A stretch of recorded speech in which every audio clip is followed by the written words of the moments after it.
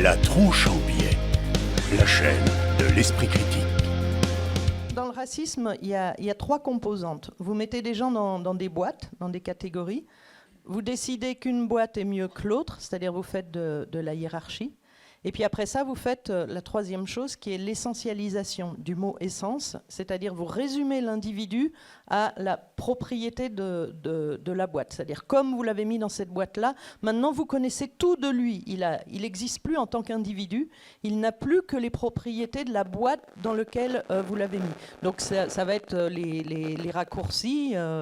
Je ne sais pas, tous les blancs sont des radins, tous les noirs sont paresseux, etc. Toutes ces phrases essentialisantes qui résument un individu. Et donc le racisme, en fait, c'est quand on a ces trois composantes. La catégorisation, la hiérarchisation et l'essentialisation.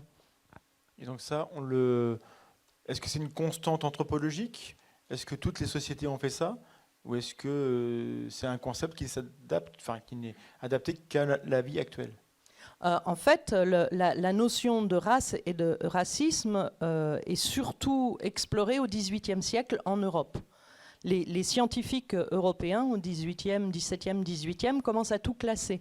Donc ils classent la nature, ils classent les plantes, ils classent les animaux, et inévitablement ils vont se mettre à classer les humains. Et donc ils les classent en fonction de ce qu'ils voient, donc essentiellement les traits physiques, dont la couleur de peau, et ils les mettent dans des boîtes, et ils appellent ces boîtes des races.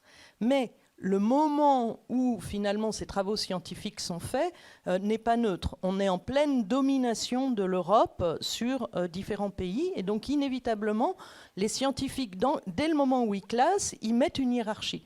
Ils classent les gens en fonction de leur couleur de peau, mais ils pensent tout de suite l'Européen supérieur, la boîte blanche au-dessus des autres. Et aussi, dès le début, ils essentialisent. Les premiers, enfin ça vient très vite, hein, il y en a qui essentialisent pas, d'autres qui essentialisent, etc. Mais très vite, quand on relit les textes du XVIIIe, on voit ces petites phrases essentialisantes qui disent telle personne de tel pays, de tel aspect physique, a telle et telle caractéristique morale, etc.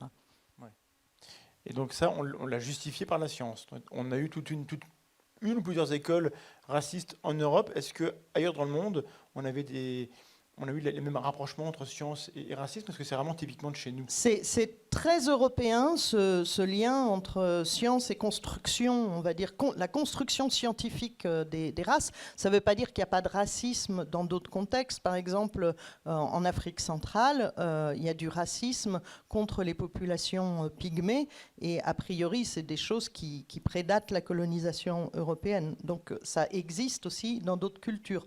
Mais au XVIIIe siècle, en Europe, ça devient prégnant et ça diffuse dans toute la société. C'est-à-dire que tout le monde croit et pense comme ça. Les manuels scolaires, jusqu'au début des années 30, en 1930, vous avez encore des cours de géographie humaine où il y a encore toutes ces pensées de typologie raciale, de hiérarchie et d'essentialisation. Donc c'est vraiment quelque chose qui diffuse dans toutes les sociétés européennes.